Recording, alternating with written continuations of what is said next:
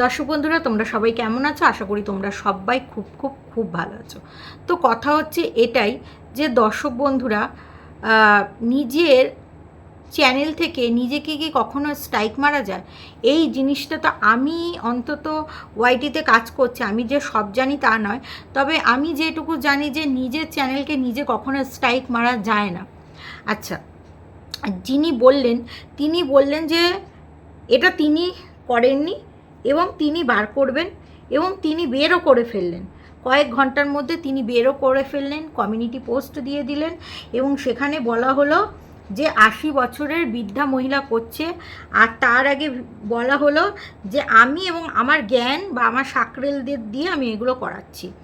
এটাকে উনি কি প্রমাণ করতে পারবে যে আমি বা আমার সাকরেল কাউকে দিয়ে করাচ্ছি? যদি কোনো এভিডেন্স দিতে পারে যে আমি এবং আমার দর্শকদের দিয়ে এরকম ইন্ধন দিয়ে এরকম খারাপ কাজ করিয়েছি, তাহলে আমি বললাম তো এটা প্রমাণ দিতে হবে, ঠিক আছে? তাহলে আমি ওয়াইটি ছেড়ে পালাবো, এটা বললাম, ঠিক আছে? আচ্ছা, কথা হচ্ছে উনি বললেন যে আমি করাচ্ছি, এটার কোনো প্রমাণ নেই, আমার দর্শকদের দিয়ে করাচ্ছি, সেটারও কোনো প্রমাণ নেই। কারণ আমি হোয়াটসঅ্যাপে কারোর সাথে সেটিং করি না, কেউ কোনো দর্শক বা কোনো ক্রিয়েটার বলতে পারবে না। এটা হয়ে গেল 1 নম্বর কথা। এবং 2 নম্বর কথা, কয়েক ঘন্টার মধ্যে যখন উনি বুঝতে পারলেন যে এটা কোন আইডি থেকে করেছে এবং তিনি একজন বৃদ্ধা, 80 বছরের বৃদ্ধা। আচ্ছা, ওখানে তো আইডিতে নাম দেওয়া ছিল এবং ফটো দেওয়া ছিল, এবং সেইটা থেকে কখনোই বোঝা যাচ্ছিল না যে বৃদ্ধার বয়স 80 বছর। আচ্ছা, কোনো আইডি থেকে কি বোঝা যায় তার বয়স কত অ্যাকচুয়ালি? আচ্ছা, এই যে আমার, ঠিক আছে, আমার বয়স আনুমানিক কত হতে পারে? 30-এর ঊর্ধ্বে তো অবশ্যই। তোমরা কেউ যারা আমার বয়স সম্বন্ধে জানো না, সত্যিটা জানো না, তারা কেউ ভাববে আমার বয়স 40, কেউ ভাববে 40-এর মধ্যে, কেউ ভাববে 30-এর ঊর্ধ্বে, কেউ ভাববে 35। যে কেউ একজন যেরকম খুশি ভাবতে পারো, কিন্তু আমি তো নিজে জানি যে আমার বয়সটা অ্যাকচুয়ালি কত। তাহলে সেই জায়গা থেকে দাঁড়িয়ে দর্শক বন্ধুরা, তাহলে আমার আইডিটা থেকে কি তোমরা কখনো আমার এক্স্যাক্ট বয়সটা কি তোমরা পাচ্ছ? এটা একমাত্র ওয়াইটি জানতে পারবে যে আমার বয়স কত।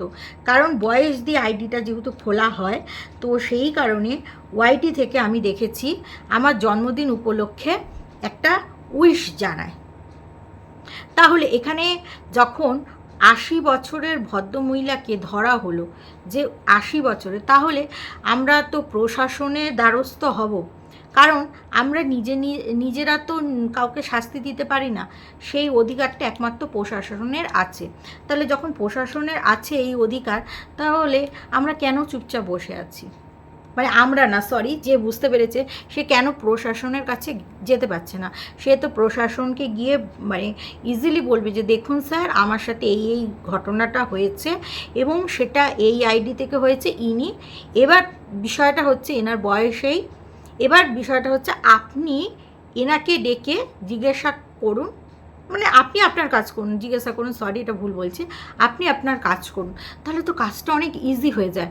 তাহলে কেন এখনও পর্যন্ত 24 ঘন্টা কেটে গেল জিনিসটা বলার পরেও, তাহলে এখনও পর্যন্ত কেন আমরা তার কোনো ফলস্বরূপ কিছু দেখলাম না? কী ব্যাপার?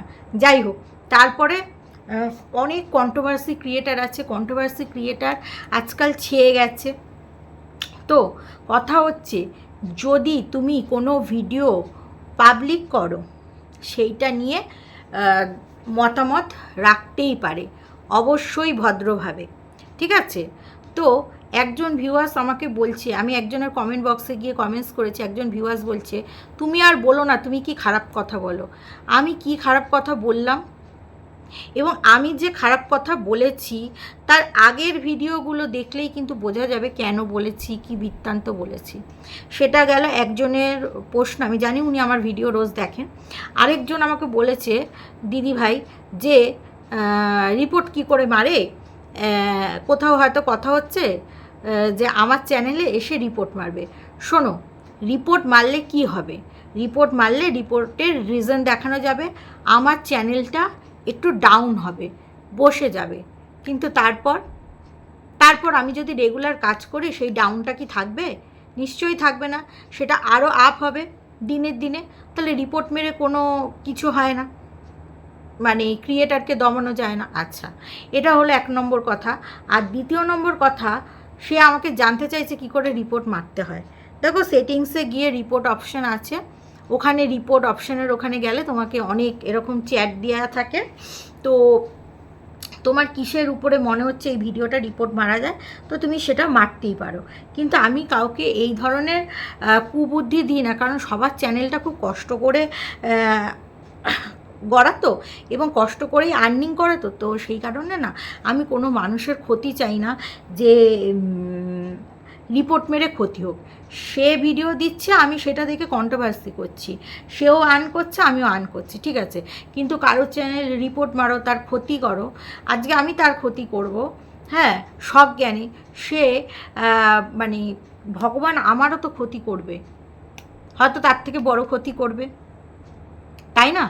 তো সেই কারণে আর আমি কখনো ফেস লুকিয়ে কিছু করি না, যেটুকু করি ফেস দেখিয়ে করি, এবং খুব সুন্দরভাবে কোনো খারাপ ভাষা প্রয়োগ না করে আমি আমার ভিডিও করি, ঠিক আছে। তো সকালটা তো শুরু হলো প্রাকৃতিক দৃশ্য দেখিয়ে। বাড়িতে প্রচুর গাছ আছে, তপবন থেকে ফুলের গন্ধ, বেলি ফুলের গন্ধ। ও বেলি ফুল যে আমার লাগে না, বিয়েবাড়িতে বেলি ফুল বলো, জুঁই ফুল বলো, দারুণ সুগন্ধ, দারুণ সুগন্ধ। তো সেটা মাথায় দিয়ে যেতেও কিন্তু বেশ ভালো লাগে, তাই না? তো তারপরে রান্না বান্না করতে করতে বলছিল যে মানে শিক্ষা দীক্ষা, এবং শিক্ষা দীক্ষার বিষয় বলছিল যে এই ছেলেটিকে পড়াতে যায়, খুব ভালো তার পারিবারিক শিক্ষা, এবং তার দাদা ওর ছেলের বয়সী, সেই ছেলেটিরও খুব ভালো শিক্ষা। যাই হোক, অন্য কোনো বোর্ড থেকে সেই ছেলেটি পড়াশোনা করে এসছে, এবং তার কিছু মানে তার যে সুশিক্ষা কী বৃত্তান্ত সেই বিষয়ে ব্যাখ্যা করলো।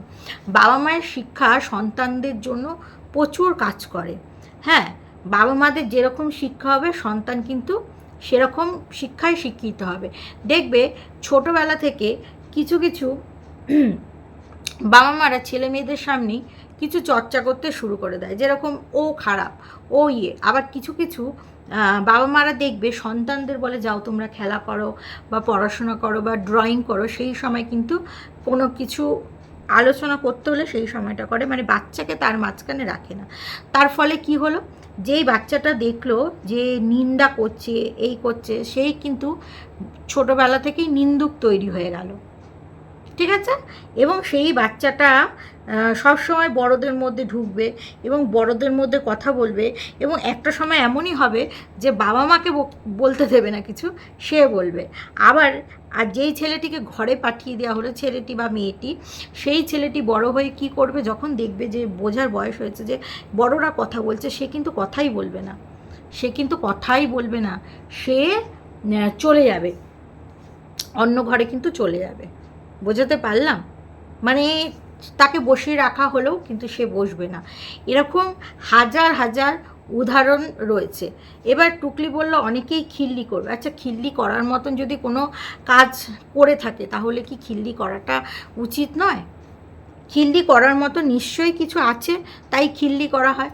এবার অপরের সন্তানের প্রশংসা করছো, বেশ ভালো কথা, কিন্তু নিজের সন্তানের তোমার দেখা নাই গো, তোমার দেখা নাই। নিজের সন্তানের কথা মনে পড়ে না? অপরের সন্তানের প্রশংসা করছো কেন? সে হাতের সামনে শরবত তৈরি করে দিয়েছে, সে হাতে মানে সরি পায়ে হাত দিয়ে প্রণাম করেছে, বলছে এখনকার জেনারেশন নাকি প্রণাম করাটা ভুলেই গেছে। ভুল কথা, ভুল কথা। যদি তুমি ছোটোবেলা থেকে শিখাও যে ইনি তোমার গুরুজন, এনাকে তোমার প্রণাম করতে হবে, তাহলে কিন্তু তুমি সেই কাজটা সেই বাচ্চাটি সেই কাজটি কিন্তু করবে।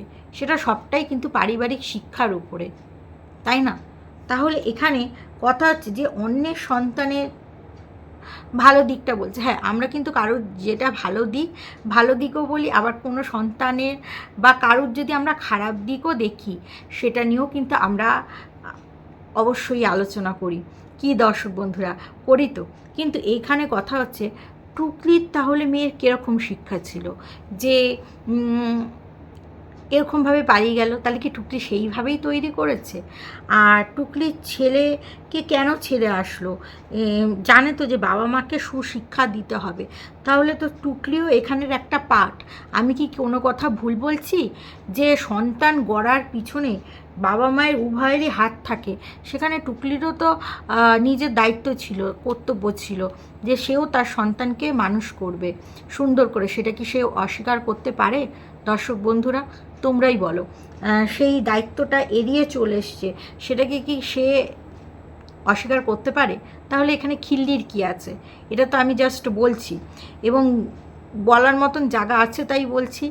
যেমন কি না, বামনের ভাইয়ের বউ, সে কিন্তু তার ছেলেকে সুন্দর করে মানুষ করছে, যেরকম হোক ভাই, তার তো মন থেকে একটা স্যাটিসফ্যাকশান যে না, আমি মানুষ করছি। এরপরে কি হবে না হবে সেটা পরের কথা। সে তো বলতে পারবে না যে মা আমার জন্য এটা করেনি, মা আমাকে এটা দেয়নি, আমার জীবনে এই খামতিটা রেখেছে। আর যেখানে এখন টুকলি নিজেই স্বীকার করেছে তাদের বাবা আর এই পৃথিবীতে নেই, তাহলে টুকলি তো সেই সন্তানকে জন্ম দিয়েছে। তাহলে বাবা যখন পৃথিবীতে নেই, টুকলি তো সেই সন্তানের মা। তাহলে মায়ের কি উচিত নয় দর্শক বন্ধুরা যে সেই সন্তানের পাশে গিয়ে দাঁড়ানো? কীরকম হয়েছে, কি হয়েছে? এবার সন্তানের অভিমান থাকতেই পারে, কিন্তু সেই অভিমান ভাঙানোর দায়িত্বই তো বড়দের, কি প্যারেন্টসদের নয়? বাবা মাদের নয়? আজকে টুকলি ভুল করে এসছে, তার সন্তানকে ছেড়েছে, এবং কি পরিস্থিতিতে ছেড়ে এসছে টুকলি নিজেই বললো সেটা আমিই জানি, সেটা অন্য কেউ জানে না, সেটা জানাটাও সম্ভবও না। কিন্তু এখন যে পরিস্থিতিটাতে আছে সেটা তো আমরা বুঝতেই পারছি। জানি না কোনো ভালো পরিস্থিতি আছে কি না, কারণ দেখো পরিস্থিতি তো যে আছে সেই জানে। হয়তো খুব ভালো আছে, আবার হয়তো সে খুব খারাপ আছে, এটাও তো হতে পারে। কি পরিস্থিতিতে আছে আমরা তো কেউ জানি না। তাই আমি বলবো যে সময় থাকতে থাকতে এই বন্ডিংটা ঠিক করে নেওয়াটাই ভালো। কারণ দেখো, দুদিনের পৃথিবী, কে কখন থাকে, কে কখন চলে যায় আমরা কেউ বলতে পারি না। আজ এই মুহূর্তে এরকম, কাল কী হবে আমরা কেউ জানি না। তবে বাবা যখন নেই, মা সন্তানের কাছে যাবে, সন্তানকে আগলে ধরে রাখবে, সে সরি চাইবে যে আমার যদি কিছু ভুল হয়ে থাকে তুমি ক্ষমা করে দাও বলে তার বাদবাকি জীবনটা সুন্দর করে মা গড়ে তুলবে। এটা কি মায়ের দায়িত্বর মধ্যে পড়ে না? কি দর্শক বন্ধুরা, আমি কি কিচ্ছু ভুল বললাম?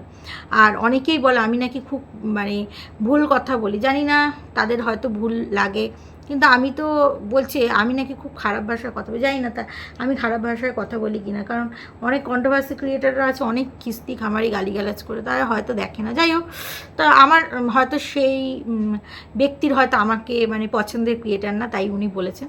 আচ্ছা, পিপি বলে একটা আইডি থেকে আমাকে কমেন্টস করা হয়েছিল, পুলিশের বউ এরকম কিছু একটা কমেন্টস করা হয়েছিল।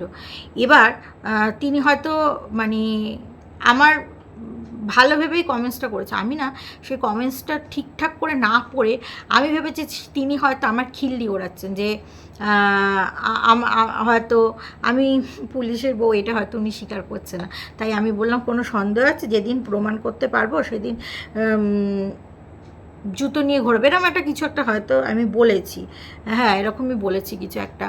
তো আমি কমেন্টসটা না পুরো একদম না বুঝে না পড়ে বলেছি, এটা আমার ভুল হয়েছে। অনেকেই আমাকে বলেছে যে তুমি কমেন্টস না পড়ে কমেন্টস রিপ্লাই করবে না। চারিদিক থেকে চাপ আসছে তো সত্যি কথা বলার জন্য। তোমরা তো শুধু এই ভিডিওটা দেখো, অন্য ভিডিও দেখো না। তো আমার একটু ভুল হয়ে গেছে, তো ক্ষমা চেয়ে নিচ্ছি। সেই পিপি যদি আমার ভিডিও দেখে, হ্যাঁ, তো অবশ্যই যেন ক্ষমা করে দেন। আমি জিনিসটা বুঝতে পারিনি। আমি ভেবেছি ওই পক্ষের কোনো মানুষ হয়তো বলেছে হ্যাঁ পুলিশের বউ না, এরকম কিছু একটা এরকম কিছু বলতে চেয়েছে, তাই হয়তো আমি ওরকম খারাপ ব্যবহার করেছি। তো ক্ষমা চেয়ে নিচ্ছি। আমি জানি না ছোট কি বড়, ছোট হলেও ক্ষমা চেয়ে নিচ্ছি, বড় হলেও ক্ষমা চেয়ে নিচ্ছি। ভুল করলে সর্বদা ক্ষমা আমি চাই। এবার থেকে আমি কমেন্টস না পড়ে কমেন্টস করব না, ঠিক আছে? এই রিপ্লাই দেব না। চলো দর্শক বন্ধুরা, এই ভিডিওটা এখানেই শেষ করছি।